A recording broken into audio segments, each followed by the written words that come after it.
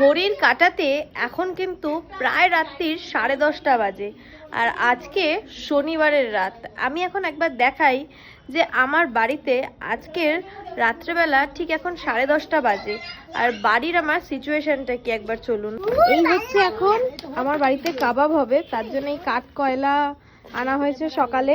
এখানে আরো প্রচুর কাঠ কয়লা রয়েছে। আর এই শুভজিৎ কিন্তু এখন এই কি বলে ওই যেখানে চিকেন পোড়ানো হবে সেটার প্রিপারেশন করছে। ওই যে জালি আনা হয়েছে, ওই জালিটা বসানো হবে এখানে। আর এই কাঠ কয়লায় যে রিমাইও আছে, রিমাইও এর সাথে সব কাজ করছে। দুই ভাই বোন মিলে একেবারে ফুল দমে দুই ভাই বোন মিলে কাবাব খাওয়ার জন্য পুরো প্রিপারেশন নিচ্ছে।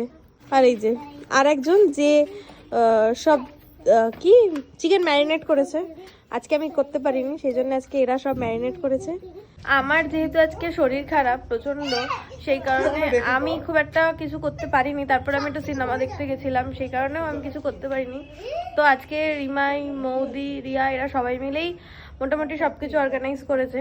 আর এখন হচ্ছে রাত্রির বেলা যেহেতু হয়ে গেছে, এখন সবাই কাবাব খাওয়া হবে, তো এখন তারই প্রিপারেশন চলছে।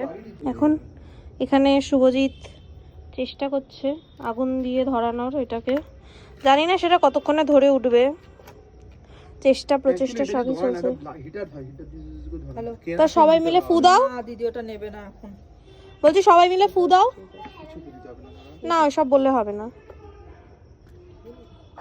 এই বেসিনের তলায় যেটা আছে না বক্সটা, বেসিনের তলায় যে ড্রয়ারটা আছে না, হ্যাঁ ওটা খুলে তো ওর মধ্যে কত কেরোসিন থাকতে পারে। প্রথমে ছিল শুভজিৎ, আর তারপরে ছিল রিমাই, এখন এসছে শুভদা।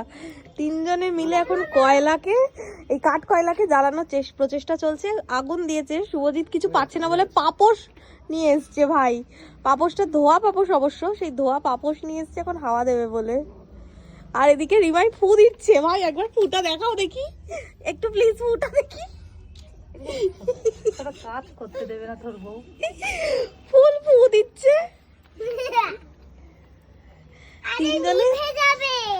তিনজনে মিলে এখন এইটাকে ধরানোর চেষ্টা করছে। আচ্ছা বলছি ঘড়ির কাঁটায় কটা বাজে একটু বলতে পারবে কেউ? ও আচ্ছা 3। ভাই কি কি দিয়ে জ্বালানো হচ্ছে ভাই। ওর ঘরে বিছানার উপরে নেই। আচ্ছা আমি যাচ্ছি। ছোট টেবিল ফ্যান হলে ভালো হতো, কিছু লাগবে না, এতই হয়ে যাবে। আরে তোমার বর ধরিয়ে ফেলেছে। আরে তোর নিয়া হবে না, অনেক খাওয়া করতে হবে, জানা দিশা। যাচ্ছি তো। আমি বলছি কেরোসিনের গন্ধ বেরোবে।